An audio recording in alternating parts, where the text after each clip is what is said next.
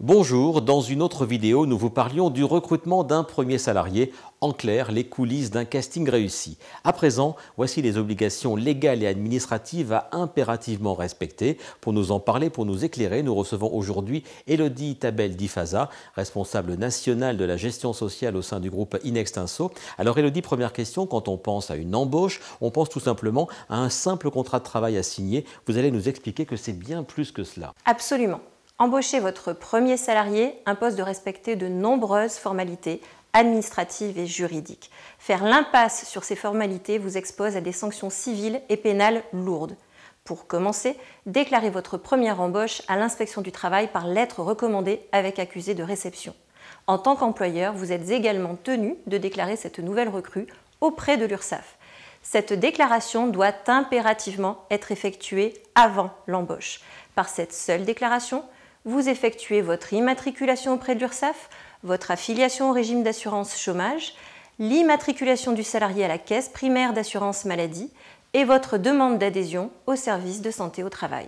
Et à ce sujet, on précise que l'employeur doit prendre rendez-vous avec le service de santé au travail afin précisément d'organiser le suivi médical du futur salarié. Tout à fait. Il s'agit d'une formalité à ne surtout pas négliger. Ce rendez-vous est fait pour organiser soit une visite d'information et de prévention, la VIP, soit une visite médicale d'aptitude.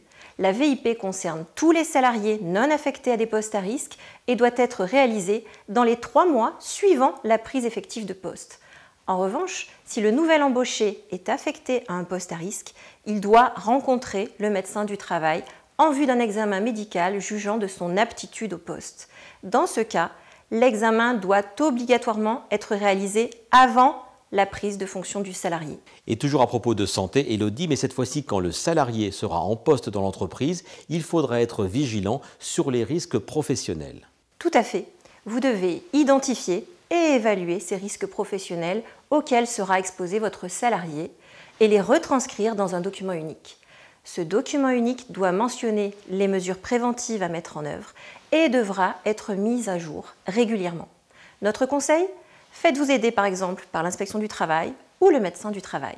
On revient à présent aux formalités de pré-embauche avec un autre point à prendre en compte, la convention collective. En effet, vous devez rechercher si une convention collective s'applique à votre activité principale. Si tel est le cas, vous devez respecter certaines de ces dispositions, notamment en matière de classification professionnelle, de rémunérations obligatoires ou encore la période d'essai applicable. Autre question, expliquez-nous quelles sont les obligations de l'employeur en matière de protection sociale du salarié. On imagine qu'il faut procéder à un certain nombre d'adhésions au nom de l'entreprise. Vous devez effectivement procéder à l'activation de votre compte cotisant auprès de l'URSSAF. Il vous faut ensuite procéder à l'adhésion au régime de retraite complémentaire ARCO et AGIRC dont relève votre entreprise. Il vous faut aussi mettre en place un régime frais de santé, en clair la mutuelle, et identifier enfin si un régime de prévoyance est éventuellement obligatoire en application de votre convention collective ou en vertu du statut cadre de votre salarié. Notre conseil ? N'hésitez surtout pas à contacter plusieurs organismes assureurs pour choisir celui qui répondra le mieux à vos contraintes légales, conventionnelles, mais également budgétaires. Et on continue cette longue liste des formalités administratives avec un certain nombre d'affichages obligatoires au sein de l'entreprise. En effet, l'employeur doit procéder à l'affichage d'informations obligatoires et organiser la communication aux salariés de certaines informations. En pratique, il est courant de les afficher sur un seul tableau. Ces informations, ce sont par exemple les coordonnées du médecin du travail, de l'inspecteur du travail, les horaires collectifs ou les consignes en cas d'incendie. Un mot encore, si vous le voulez bien, Élodie, sur le registre unique du personnel. À quoi sert-il ? C'est un registre obligatoire où vous devez inscrire chaque salarié, chaque stagiaire, mais aussi les intérimaires.